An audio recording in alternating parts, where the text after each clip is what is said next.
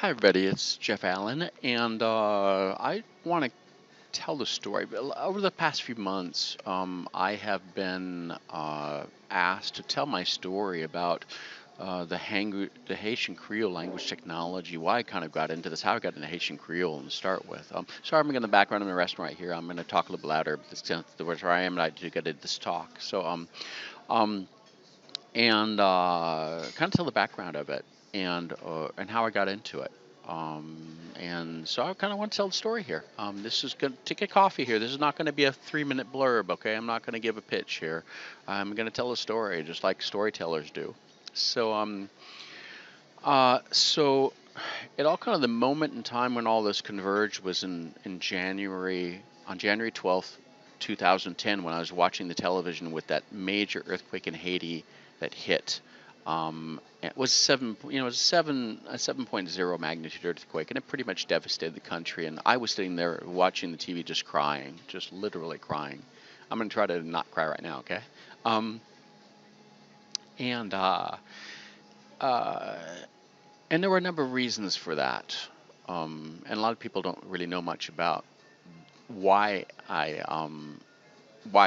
did what I did afterwards and where that came from. So I kind of want to tell that story. And I want to tell the story of the background of how I got into having done the Haitian Creole language technologies thing. So some of the first things is that I grew up in an underprivileged family, kind of an underdog family. Didn't really have much money, and I made my own clothes to wear at school. I made my own pants to with zippers to wear at school. Um, and even from the age of kind of well, I picked berries in the summers and stuff, and really worked hard. And my mom took all that money, and I never actually got it. Um, and then from age of 15 in junior high, I started working half time. And throughout all of my high school years, I worked half time to actually pay for anything and do anything. And I was doing advanced placement courses and that kind of stuff too. And so I mean, I wasn't taking easy classes, but I was still working half time to pay for anything and to get the motorcycle to actually get around and do to go to work and stuff. Um, and even in junior high school, my mom in seventh grade, she had a daycare center. She decided to start up a daycare center. She decided to keep me home for watching the kids rather than me going to school. And for the first year in seventh grade, I think I counted I had missed like 45 days of school. The school only said 28 days, but on the transcripts. But I still had a 3.1 grade average, but they couldn't keep me back. I mean, just because I would had to find grades, I didn't have any problems with that.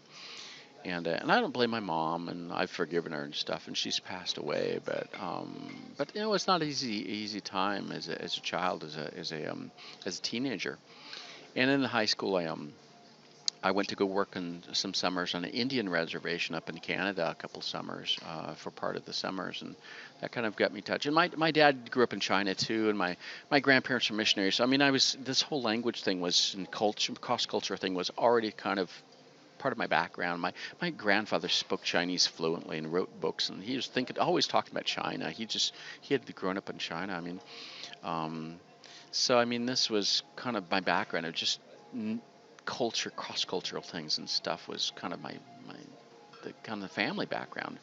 And then I took French and Spanish courses in seventh grade and really liked it. Just loved it. Les Miserables. I just was the movie we were watched and stuff. It just started touching me. But I decided to do what we're all supposed to do. Go take the math courses and algebra stuff and all that. And and I just decided, after a couple of years, I want to go back and do languages. And so later, a couple of years later in high school, I decided to forget the math stuff. I still did math, okay, still a bit, but I actually decided not to do calculus, and I want to do languages. And so in high school, I really kept with it, and I stuck with it, and I did all 3 years in high school of languages, in French and Spanish, and even the final year, I got to be a teaching assistant for French, and actually got a high school award for doing that teaching assistant job, grading those the French and the Spanish, kind of homework for the kids, the other the kids, other peers, at classmates at school, um, and my parents didn't really gave me no direction of where to go to school, what to do, and it was kind of the family situation. That's what it was, and I chose my own path, and I chose my own studies, and I funded them. Okay, I funded them, and I worked my rear end off to fund my schooling. Okay, and it was hard. It was hard. When you got to come home for after school, or you got to go and do work, 8 hours of work, and then, I'm talking janitor work. I'm talking cleaning toilets. I'm talking cleaning offices, the industrial vacuum cleaning, and moving huge wooden chairs and stuff with big, you know, this is a hard work. And it kind of screwed up my back a little bit too, because I couldn't, it was hard work, and get home after that, and you got to study, and I studied in the garage, it's because it was cold to keep me awake and stuff when I was in high school, and it was hard, and you fall asleep, you're just tired, but hey, and I was taking AP classes too, and advanced placement classes in high school. um, so I had a girlfriend too. Had a lot of things on the plate, and was doing a lot of things with my youth group stuff, and did a lot of music stuff, and did an album. I actually did an album. I think I did a music album too. Was at that time. So it wasn't like I had a simple, easy to go life. But I chose my path and went on to I kind of had to decide what I wanted to do, and so I went on to go do an associate degree, and a 3-year associate degree, a specialized degree, and the fourth year is a bachelor's, doing it on the history of kind of Middle Eastern cultures and comparative literature and textual analysis, and really got into diagramming sentences. I just loved it. This comparative literature, I really got into that thing. Just loved it. And the history of stuff, the history, just was a really history buff. And got who's who in American college and universities at that thing while working full time and working really hard and all that, and doing it. So how to get into the French Creole stuff. So I wanted to do another degree. Decided to do another degree, and because I want to go to Africa. And so I did a second degree in 1 year, and that's intense when you do a 1 year degree in 1 year in one language. You're just all day long, plus working full time on the side, and got the National Honor Degree, Society for Foreign Languages, and I had straight A's the whole year, straight A's. Okay, all fourth and fifth year classes. I'm talking intense, for all French all day long. Just I took every single class that was offered in the department for 45 quarter credits for the entire year. Bam, all in French, got straight A's, was working full time. And the University, Portland State, sent me on a fellowship afterwards. I won the fellowship of the year to go to France. So that was really, that was kind of a sabbatical year. It was kind of a year to only had to teach 10 hours of English per year, each week, and it kind of let me. I had done 5 years of just working full time and going to school full time, and I needed to kind of take a break. So I took a break, and I traveled a lot. I went here in Europe, in France, and got to kind of do what all I didn't get to do in college, and in high school, and kind of got to relax a little bit. And I audited some classes at the university in Lyon, and audited some linguistic classes and teaching French, and just went there when I wanted to, and took Swahili, and I just loved that. The Swahili class was just great. And then I returned home. Then my cousin, who's a linguist, he was coming through Russia and then coming through Europe, and he dropped by just a month or two before I was heading back to the States, and to go back home and go back to the university and teach and do a master's in French, and we were talking, and he really encouraged me we talked about linguistics, and I was just like totally, I wanted to do this, and he told me, okay, do this, and do that, and he had already done his, he was already working on his master's in linguistics at the time, so I went back to the States. Returned after that year kind of fellowship, teaching fellowship, and really got into other languages too, and got into teaching French, and really got to know the network here in France about teaching French to non-native speakers and all that kind of stuff, And then I went back to the States. That summer, I went and took the intensive summer course of the Summer Institute of Linguistics. I mean, this is intense, folks. You learn every single sound in the phonetic, how to write them in the phonetic alphabet, international phonetic alphabet. You learn how to listen to them, write them down. You learn how to pronounce every single one. Okay, everyone, including the clicks. Okay, I'm talking. This is tough. Um, and you get into really intense morphology.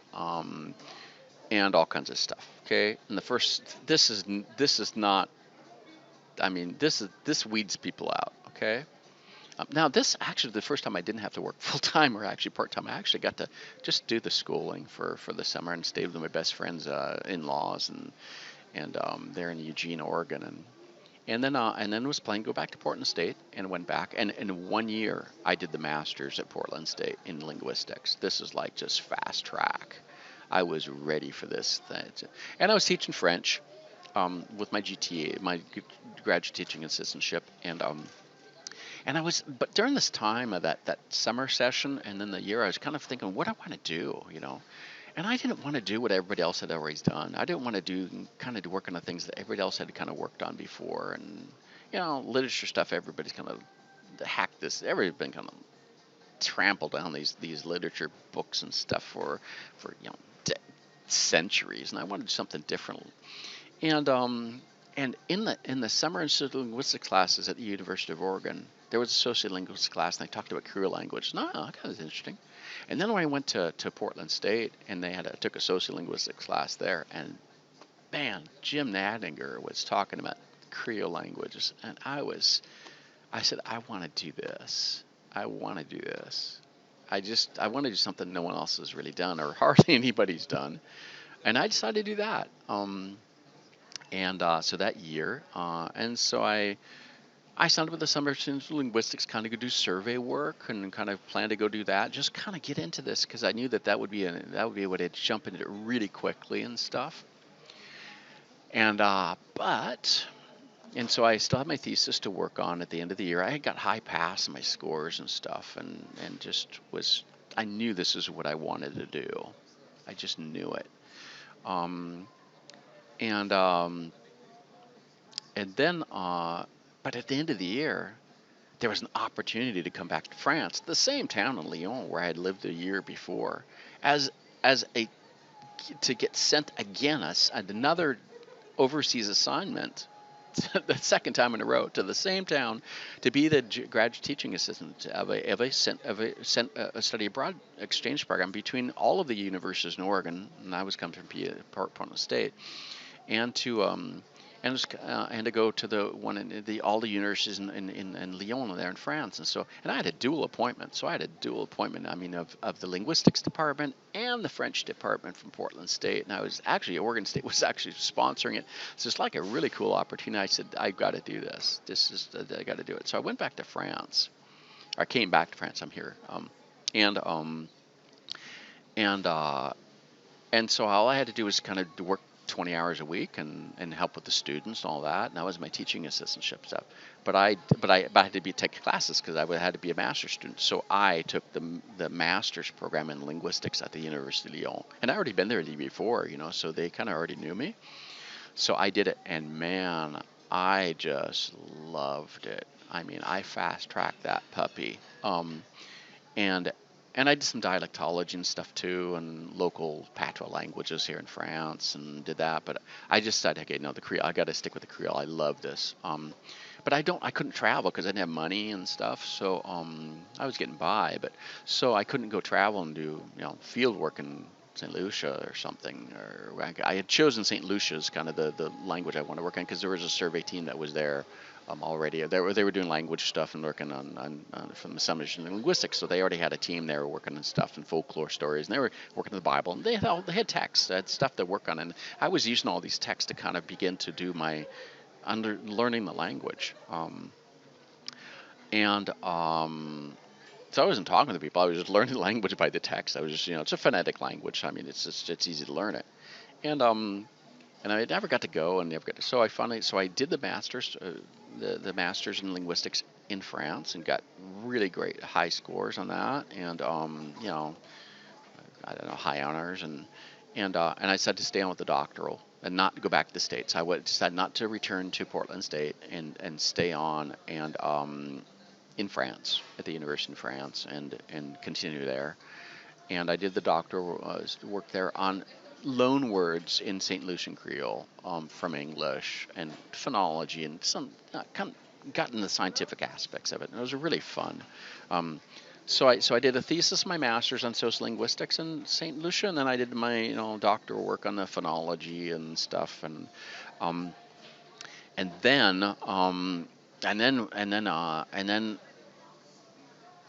was coming down to what I want to do afterwards, and I was planning getting married with a French girl, and thinking about going back to the States, and so I was applying to different places to teach, and I applied to several in the States, and I got several offers, and that kind of experience, living overseas. I mean, you get offers, and I got to choose Indiana University. Okay, Indiana University is like number one of the French departments, and it also had a Creole language institute. Okay, this is like, okay, I'm gonna choose this with Albert Waldman there, and Albert Waldman's pretty well known, and so went there. It didn't work out, and Albert, no hard feelings or anything. It didn't work out. Just the opportunity there didn't work out. So, and that's okay, done it in my life. I've not always had things always work out. What you think you're going to do, you got a plan B or whatever. So I went to go work at Caterpillar, the big yellow trucks and machines, which wasn't very far away, to go work on training technical writing. And I had taught languages for years, taught languages for 8 years in universities and business language schools, and over this year, so I had already kind of done this. And so this was the opportunity to do just in a technical writing, in an industry setting. And it got me into computational linguistics and automated translation. There was a big authoring system, workflow system, and an automated translation. It got me into that through the back door. And what happened was, I was still publishing about the Creole languages on the side, still doing papers for the Journal of Pidgin and Creole Languages and stuff, and still doing conference talks when I could. If I could fund them, I would go to conference talks if I could, or go to the local university to talk about Creole languages or whatever. And then, bam, 2 years later. Now, Carnegie Mellon University was in Pittsburgh, was actually when I had built the system for Caterpillar, okay? And so the translation system. So 2 years later, we're in a kind of a dinner setting with the colleagues from Carnegie Mellon, and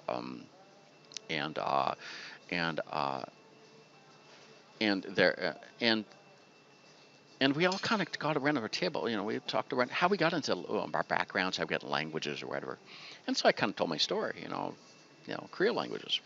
And my colleague, my French linguist colleague at Caterpillar, and I was the French linguist I was at Caterpillar and he was at Carnegie Mellon. So we were always working together on a daily basis on stuff, and for the system, this translation system for French. And so he says, that's interesting. So he goes back to the office in Pittsburgh, and 2 days later, I get this call. Okay. This is not like I'm not applying for a job. It's them calling me. Okay, they called me, and they said, "Hey, Jeff, we know you from all this the automated translation stuff because you've been working on the Caterpillar project on the Caterpillar side with us and our team here, and so we know you for that, and we know you know you're good at this. But hey, we had just heard down the hall that from Remy that French Creole languages, and we have a government-funded speech-to-speech translation system, bidirectional, bilingual, for not just Haitian, for Haitian Creole, okay, in English, and 4 other languages. But the Haitian Creole think you are the only person in the world can help us do this. Do you want to come? And I just like, how fast? Just, when do you want me? This was like a dream job, folks. Okay, if all the other things, the things not working out or whatever, and this was like, oh, no brainer. So I got to go home and say, my wife, hey, we're moving we're moving in 2 weeks, and she had already met she was from France. You kind of stay where you're at for a long time. Well, we had already moved twice, so we're moving again, and and but we moved to Pittsburgh, and it was a great place to live. It was a great environment, more international. Than had been in Peoria, and for good for my wife too, to kind of just be able to um, uh, work. Just was good for her too. More international, and we didn't seem like the only aliens on the planet speaking a language in town of another language that wasn't English. And just we just my colleagues at Carnegie Mellon, okay, CMU folks, I just want to say we just did some really great things. Okay, we did some really incredible things, and I brought a lot of expertise that was kind of non-competitional linguistics geeky to it. I kind of brought other skills, and so we just made the thing really successful. Okay, we were able to just like when we had to do the speech data collection, I had a laboratory of a bunch of different people. And we had a lab, and they basically hired everybody who had a green card that could work on the languages and who could read and write and could do things. We had 3 Haitians, and we had a couple of Bosnians and Croatians, and we had Koreans, and we were working on Arabic as well. We were going to start doing that, but I would just like go out and get hundreds of people to participate in the speech data collection. And my colleagues would say, how are you doing this? I said, hey, this is marketing. This is marketing. Got to sell it. And we made the systems in an incredible time. Okay. We just did it. And we did really high quality. Okay. We curated the data. We curated the databases that we're creating, both the text and the speech. And the folks that we were hiring were not translators. We turned them into translators. Okay. We just made them really go through a really in the exactly translate, edit, proof, and review committee meetings and terminology review and all that. We did it. And we did just really great job. So, but things always don't last. And the week that I was in Haiti, the weeks in Haiti doing speech recordings at the university there. And I was on Haiti on the television, and yeah, we did I actually did a conference there in Haiti with the students for like 90 minutes. And the first like 10 minutes is like in Haitian Creole, they're just going, wow, this is incredible, And I got to a point I couldn't even. I said, can I switch to French because I don't know the vocabulary here. I'm inventing vocabulary as I'm talking, and I can't do the seminar completely in Haitian Creole, and But my father-in-law passed away during that week when I was in that mission to go to Haiti. And we came back and we put together a speech-to-speech translation system in 1 week with all the speech data. It was successful. The funders loved it. They liked it. But my family situation was where, my wife and her sister and her mother, the phone calls were turning from, a 30-minute phone call on Sundays to 2 or 3 hours every Sunday. And it just was obvious that this was not going to be sustainable for her to be away from her family with the father having passed away and all that. So made a really difficult decision to leave Carnegie Mellon. Now, that's a hard thing to do, okay? That's a really hard thing to do. When you leave number 2 of the United States, it's just, from a professional standpoint, it's really hard. And I just told him, you don't try to keep me because you can't change personal things. You just can't change it. It's not about money. It's not about happiness. It's about just family happiness. So left that, and the project then folded over, and so that whole system was put on a shelf. The functional prototype was put on a shelf. And that was kind of hard to swallow. Okay, that was hard to swallow. But I did it for other better reasons. Okay.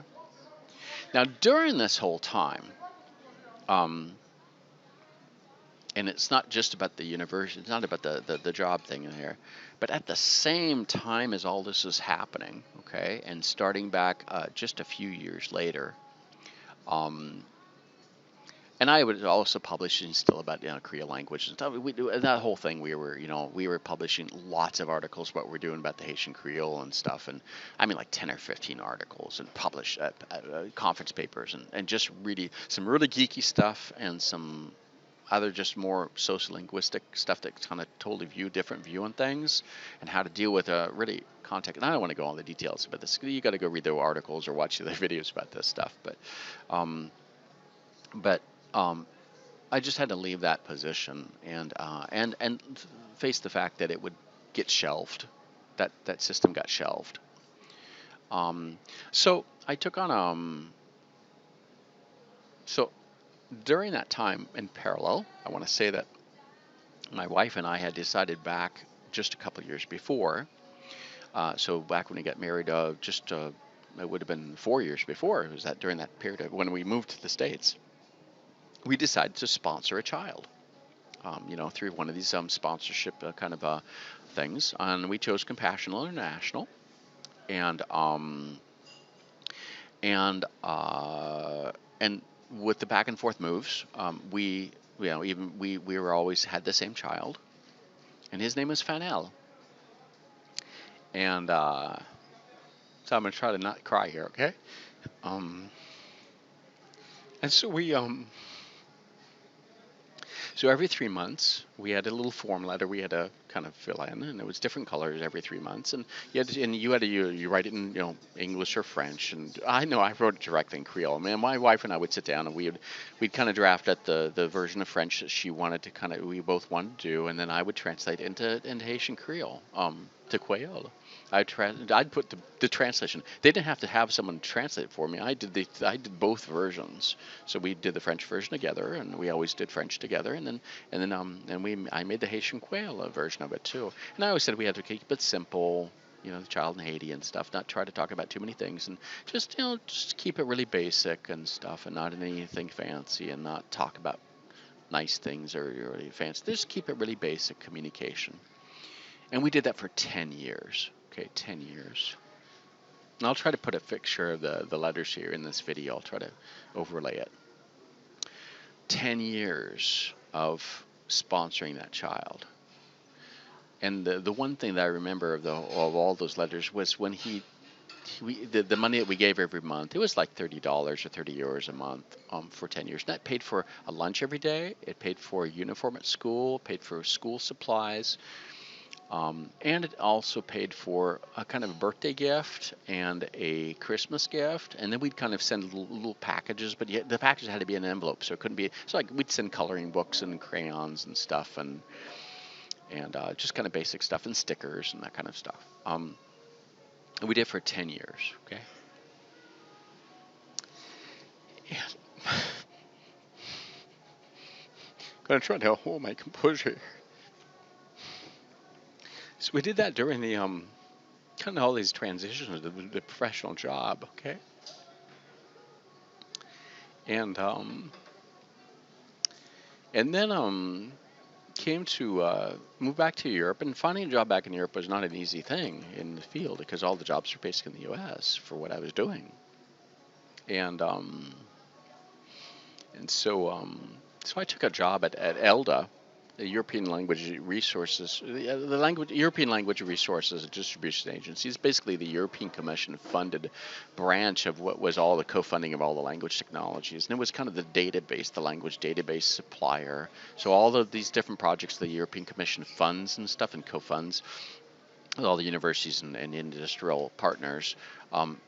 The end is having databases, and so that's kind of the warehouse. But it's not just a warehouse; it's the one that validates the content and validates all that, and works on standards and of all these databases of speech and text databases and terminology databases. So I went to be the technical director of that, and that kind of gave me a thing into the European Commission and European government and lots of different networking with a lot of universities and things.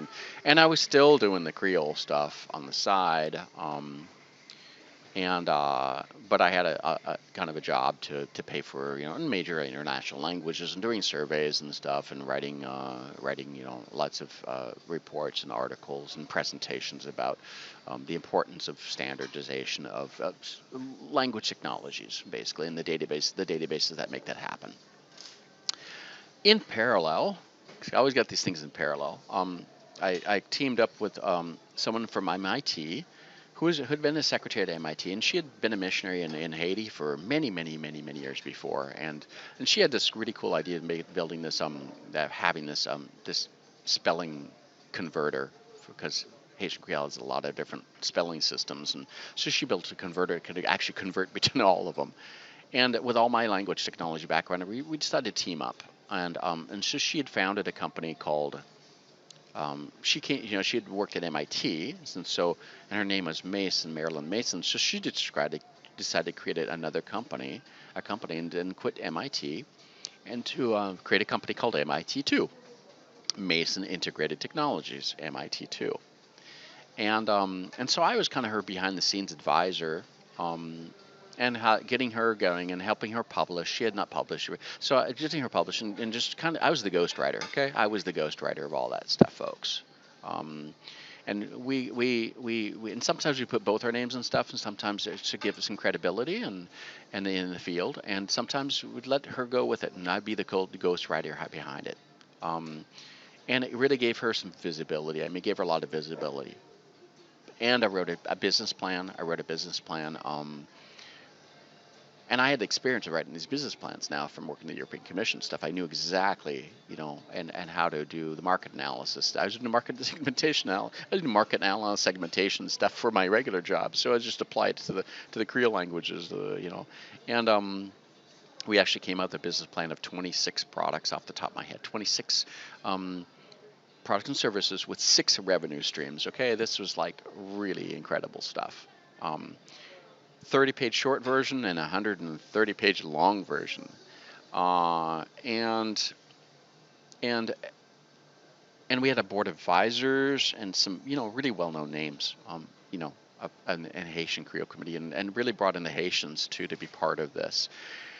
And all we needed was $1 million, okay, just 1 million, to get it going, and to be able to bootstrap it and get it going, and have her son, who was a software developer, work on it, and me and her, and we'd all be able to kind of work on this full time. And .com crashed in the middle of this, and 9/11 in the middle of this, and it was just not the right languages to be working on. Okay, so and I was the CEO. She nominated me CEO of the company. This is sweat equity, okay? There's no money in this. Sweat and blood equity, okay? I'm talking hundreds and hundreds of hours, maybe 1,000 hours, I don't know, of free time, okay? Just to kind of get this off the ground. I got nothing out of it, okay? And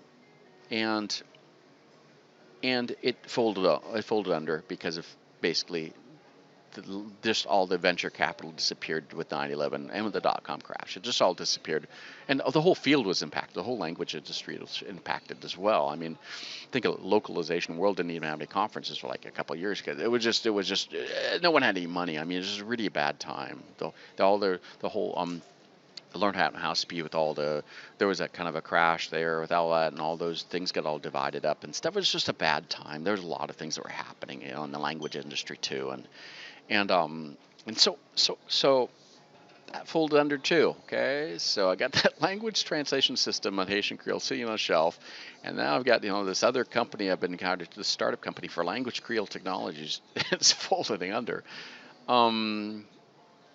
and still, and we were trying to adopt a son, and we adopted a son, and I just kind of refocused life. Just to refocus life and did that, and so I continued on working in I continued on working yeah, I went into telecom industry for 5 years because of 9/11 and all that. I had to kind of move to the field, and I was able to come back, and I had done directed projects, reverso translation systems just before that, and then I did 5 years in the telecom industry, and then Sistrana gave me a job offer, and I finally said okay. I'd said no a couple times, and finally said okay to this position. I thought it'd be cool. And so I came back in the language industry, kind of managing all the products for all of EMEA, the enterprise level customers. And I was pretty well known by that time in the industry. And I was still doing all this, but I was doing a lot of these during my com. I was doing telecom. I was still giving conference talks all the time. If people want to invite me, they'd pay for me to come or something. I'd do it. And I was still getting a lot of talks, articles on the Haitian stuff or the Haitian Creole technologies and just things in general and other areas I was kind of working on. And then I went into got into sales and stuff and I kind of let all the Haitian Creole thing kind of disappear. Okay, because that's just the way it was. I had family. I had now children, small children, and had to kind of focus on that. Got to focus on the family. I had kind of focused less on them years before, and just wanted to be more available and did as much as I could to be available. But I was still working for startups and small up companies and some stuff. So it's not a tough time. 4 hours in the train. I could take this train every day, 4 hours, and go to Paris every day. So I mean, it's a pretty tough thing to be able to do all the commuting. And then now I got a job at SAP. Okay, for a number of reasons, and came in to SAP, left the sales, translation sales, came in and started working in software, just software, financial software stuff. And a year later, I had to change jobs pretty quickly inside because there's internal organization, layoff, massive layoff and stuff. So I got another job in another department with ones people I'd worked with, and I was doing really well at that, and I was doing great with that. And then, bam, come back to the beginning of the story here about the TV, January 12th, 2010. I'm sitting there watching this television. Now you heard my story. You know I'm crying. You know why I'm crying in front of that television. Because that Haitian Creole English bidirectional translator had been designed for the exact purpose that was happening in Haiti in that moment. It was designed for humanitarian aid. It was designed for crowd control. It was designed for helping people on a portable wearable system for people that could not communicate at all. This was exactly what it was designed to do. And that's what we had made it do.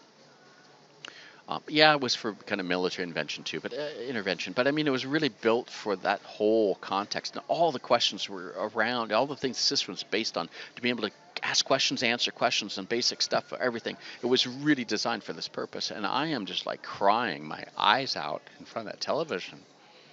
And because of Fanel, and that we had supported him, and he had finished school. So in the meantime, he had finished school in 2003-ish. And Compassion told us he's finished school, and there it is. We couldn't keep contact with him because of obvious reasons of trying to they're trying to provide security for they're trying to make it so that a child from a third world country isn't going to start bothering the sponsor afterwards. And they're also trying to protect the child from the sponsors rather than invading. And some sponsors kind of be overwhelming and stuff. And we were kind of really low key on this kind of thing, because I just told my wife we had to keep low key on the what we talked about and stuff. And you don't tell them about the new television you get, or you just talk about just basic stuff. Hey, we're going to go visit our family and stuff and that kind of thing. You just keep it really relational. But he finished school. We knew that. And I didn't know anything more. And my sister-in-law had actually worked for Compassion, the French branch, and she tried to look into it, and she tried to but she couldn't get the information either. So my wife's sister couldn't get the information either, and she was working there. And so he had finished up in 2003, and so now we're at 2010. And And I knew at that day on January 12th of that year in front of that television that I had to do something more than just give, a couple $100 or a couple $100 or even euros or whatever to the Red Cross. I knew that I had to do much, much, much more because I had the ability to do that. Um, and and so I knew that I would be I don't know the word to say here. I would be miserable until the end of my days, and even probably before God, who would condemn me if I didn't do something more than with what I had that I could offer. So, so I talked to my boss the next day and went and met with her, and I just said I've got to do something more, and we kind of had this kind of few minute discussion. You just, well, what? And I said, I don't know yet. I don't know yet. I got to make a few phone calls, but I need your approval to make a few phone calls before I turn this into a big snowball, because this is going to roll. I have a feeling this is going to get really big and it's going to turn really big, but I don't know what it's going to be yet. It's kind of this unknown territory. But she knew my background too, and she knew I'd done this, and then she said, for how long? And I said, I really have no idea. Just don't have it. And she says, what do you need? And I said, I don't know yet. Well, it'd be kind of nice if I'm traveling 4 hours every day to come to work here and back. If I can work at home for 4 days a week and just come to the office a day a week and still do all my regular job stuff, and I can do that at home and come 1 day a week and be present 1 day a week and with the teams and do all my regular job and do all the rest of the stuff that I needed to, which I have no idea what's going to be yet. And she said, go for it. Now, this is a unique opportunity, folks. You need to understand that just no one gets to kind of like work 4 days a week from home. This was a decade before COVID. Okay, this is just, and in France where there's extreme, there wasn't anything in the plans yet for working from home. Okay, and this was kind of a gentleman's agreement. And she said, go for it. And I had the approval. So we did it. And bam, within 2 days. Okay, so I started immediately going to contact our Carnegie Mellon University. Bam, we are going to go ahead and we're going to we can't convert this old 12-year-old system on a working in Windows NT server to smartphones. I mean, or iPhones. It's just no way to do it. I mean, no funding, no nothing to make it happen, folks. So we got to just we got to do this, do it a different way. And so the decision was to release the data, to release all that curated data, that carefully curated data. Ethically, because there are a lot of things that I could not go get the data for, and I wouldn't be able to find it or get the approvals because it's like 12 years later. So this is not so. And the original thing was not to give the data away; it was to keep the data in the system. And we had created data, we had translated data for other people, and did all that. So it was kind of made for that purpose. And so so what we did was, sorry about the carts here. We got some background carts going through, and we'll just kind of let them go by. And so. So we decided to give the data away, okay, and it took 4 days, and I probably didn't sleep that much for those 4 days, because I was trying to, but I had to organize it so well that it was easy to identify where it was. Then we had to go to some checks and stuff, and I was working with people I had not worked with before, so the new students, so I had to kind of and get them, and we just kind of, but I knew that data, on the back of my hand, just. The data was burned in the retina of my eyes, because I'd spent 2 years on it. This was not just a job. This was a passion. Okay, there was, you can imagine that 2-year job, 10-year decade before was just the dream job. Okay, and just more than a dream, it was my passion. I wanted to pursue that I had funded, and I wanted to pursue this topic myself. So we released the data within 4 days. And in parallel, okay, and that allowed, we just let the data go, and then we'd say, hey, let everybody use it, whatever they want to do with it, let them run with it. But at the same time, we took, they had that project that had medical phrases, 1,600 phrases, 1,600 medical phrases in English that we took from another project in the Carnegie Mellon team, and I did some negotiating, okay, and I got a translation agency, a professional translation agency in New York that I'd worked with. I can't about it. Well, they wouldn't do Haitian. They did all languages, but they were willing to. They had Haitian Creole as one of their language they could do, and they were one of the companies that one of my the companies I was working with, a Caterpillar, the translation agencies that was training. Okay, so I said, hey folks, can you do this for free, and you will get advertising, free marketing, and they did it in 2 days. And 48 hours later, we delivered those 600 professionally translated sentences, phrases, doctor-patient interaction dialogue in Haitian Creole, English into Haitian Creole. They delivered it, and we gave it to Translators Without Borders, who gave it to Doctors Without Borders, and they put it into Haiti, okay, within 48 hours. This was incredible, okay, and this was going to start saving people, because the reason I was doing this is to save people. It's not to do language technologies, okay? This is just a means. This is to save people's lives because people are dying in Haiti, at the moment. This is like critical. We got to get this done because we need to get the doctors to be able to communicate with the patients, and then they're out to nurses with the patients. It had to happen. So we did that, and it got released to them.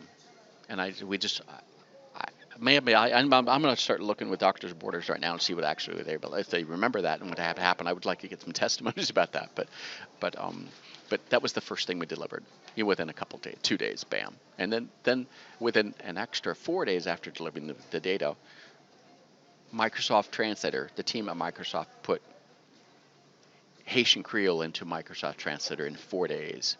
17 hours and 30 minutes. This is a world record, folks. A world record. Because the system had already been done. We had the data. And the clean data. But it happens I couldn't give all the data away. I could only give about 1/3 of the data away because if I want to be ethical about this, okay? So, and, I had worked the LRAN database stuff, and all the legal, and I knew what the constraints were, and I knew what you do and you can't do, and all the legal aspects of it. So I had to, from a credibility kind of perspective, and known in the field, I just don't want to do it wrong. I just don't want it to turn on me later. So I gave away less data, but gave away curated, really good data, and so bam, Microsoft Translator. In less than 5 days, then Google Translate the next week, February 1st, then the Intellecto BlackBerry app on the phone, and I was doing demos with this all the time. It came through Microsoft, and it was on the Live Messenger, Microsoft MSN Messenger, but it was now called Live Messenger at the time, and it was just like out, bam, and it was starting to be, and this hit the news. This just hit the news. And I was interviewed every week, just interviewed every single week by different news, Voice of America, and Multilingual Magazine, and Multilingual Computing Technology Magazine, and Radio France Internationale in France, and all kinds of things, and the goal of all that. And I took every opportunity to get interviewed, and the reason for that wasn't for me. Okay, it wasn't for me. I just knew that I was already well known enough. I knew the thing they were doing was important enough that I had to keep Haiti in the news, because there's going to be another disaster. Okay, the earthquake happened, and there's going to be another disaster coming up. It's like this all the time. Okay, the next disaster that hits somewhere else in the world, hey, it's the previous one's out of the news. My goal was to keep Haiti in the news. And I'm going to do this as much as I can. I'm going to use every means that I have to keep Haiti in the news for that year. And you know what?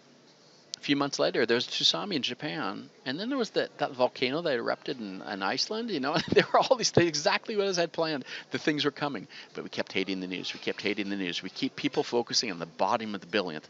Haiti is the bottom of the billionth, folks. It's the poorest country in the Western Hemisphere. And I wanted to make sure that we kept it in the news. And I would do every means to do that as the advocate of that culture and language. And unfortunately, it's the white guy that's doing it. I mean, I'm not proud to say that I'm the white guy that's defending the black cultures and the Haiti culture. I'm not proud to say that, because that's not diversity and inclusion, folks. But I guess it's for them, because yeah, I have a adopted son from Africa, so I'm adopted to the black culture. I'm kind of an adopted white guy into black culture. So Haiti adopted me too, and so I kept in the news for a year. Um, and then finally SCP got the journalists come interview me, and we got that in the news for SCP too. But and then over the years, but then life goes on, and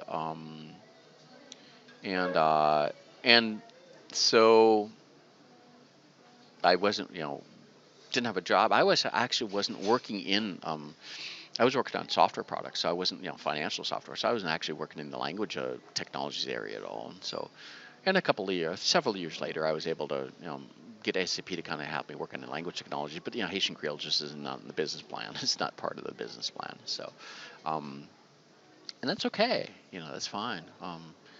Uh, and then over this quarter, okay, we're in Q4. We're in Q4 2021. We're in it's in December right now, but this quarter, I've been kind of relaunching this whole thing because I've been trying to relook at how we can finish the job here, because we had a whole speech-to-speech translation system both directions at Carnegie Mellon. Microsoft Translator and Google Translator only put the text to text but we didn't have you could have the English voice recognition, speech recognition, for the English, at least for the Microsoft Translator. But I'm not sure about Google Translate. I need to check it in the app because I've got the app on my phone now, the new app on that. And but like I've been going around for the past couple of years showing, hey, this is Haitian Creole on the Microsoft app, but in French and China, I can actually speak in English. It'll understand my English. It'll translate into Chinese, and it'll speak to Chinese. And my Chinese friends will speak in Chinese, and it'll speak back to me in English. And I could do this whole bi-directional thing on an app on a phone with Chinese and English. And I'm kind of reaching out and say, hey, folks, why can't we finish the job with Haitian Creole? Because we also released all the Haitian Creole speech data and all the speech models that we had done for Haitian Creole back at Carnegie Mellon, 23 years ago, 22 years ago. So this is already, this is basically, it's possible to do in 5 days. Okay, 5 days. It just needs business justification, needs some push here. 150 people had been recorded. It was curated data, clean curated data, curated. It's not as big as some other ones, but hey, it's working. It's functional. And so I've been kind of pursuing that, trying to see if that can be done in some way, in some form, whatever. The past couple months, and just kind of investigating that. And while I'm doing this, kind of looking into this, I discover that Haitian Creole is now also an Amazon Translate. The API. And I discover all these other apps. This thing's mushroomed. This thing, all this language, giving the language data, turn it into all Haitian Creole being put in all these language apps all over you can put on your phone or whatever, all over the place. This has just turned into something wonderful. Everyone's got it now. It's got available. Just I had planned back in 2000 on that business plan. I wanted to have it for tourists, and it's on the apps now. Now it's actually portable because it's on people's personal devices. They don't have to buy another device. It's on their own personal devices, and we're close. We're really close, but not quite. And we just need to have the three course meal. We got a 1-course meal is the text to text translation. Need the 3-course meal because we need the speech and the speech to text and the text to speech for Haitian Creole. That's the 3-course meal, folks. That's the 3-course meal. And it's possible. It's possible to do. So I kind of pursuing this. But I'm finding out that, hey, it's an Amazon Translate. It's on all these other apps too. At least the text is text to text. And then I discovered it's in Facebook. Haitian Creole is now embedded translation in Facebook, embedded automatic. And you can change the language settings. You can translate automatically from Haitian Creole into English or English Haitian Creole or other languages automatic. All the posts and all the replies and all the comments. Okay, this is how many millions or billions of people are Facebook users? Okay, we know this. Okay, this is like big news, folks. This is big news. It's now actually on the apps that people use on their phones and they every day. And I want to go for LinkedIn now. I want to go for LinkedIn. I want to put it in the social media. I want to get in Twitter. Okay. Um, but this is like it's finally turned into what I had hoped for. Is that it would be adopted. And now I kind of want to take it to so we can push it further in the Microsoft talk. I said, hey, can we get it into like Chrome, the menu items in Chrome, and not for Microsoft, but it's in Microsoft Edge, Microsoft Internet Explorer. Now it's called Microsoft Edge. Could be in Chrome, could be Firefox, could be whatever. When you start putting these, when you start putting the language into the technology, the apps that people use every day, I want to see Haitian Creole and the menu items localized into Microsoft Word and Microsoft Excel and have it just an option, change the language. You can start and you can have see the menu items in that language too. Okay, this is not impossible to do. Okay, this is possible to do. And when you start doing that, then people will adopt it because they'll choose the language that is their mother tongue. They will choose that language, but they're forced to take another language like French or English because that's the only thing that's offered to them. But when you put a language and it's feasible to do, and you got it available, and you can put it into Haitian Creole, then people will take it. And it will no longer be a question whether it's a language or not. No longer question, okay? Because you just can't have a non-language inside of the menu settings and in a translation system or in Microsoft Word and the menu items. Okay? And kind of the last thing I want to kind of finish up with, we've been listening for almost an hour, folks, is I started looking on Facebook and LinkedIn for Fanel. And I found them.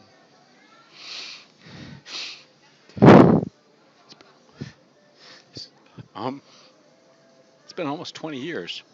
It's almost 20 years. 20 years. We're getting in a couple of years, be 20 years here. And so I reached out on Facebook and sent a message in French and just asked if he was the Fanel that had been supported by a French-American couple in the 1990s and early 2000s. And you know how he responded? He responded with his name, Compassion International, and his identifier number. Identifier number. And so we started corresponding Creole in the chat, and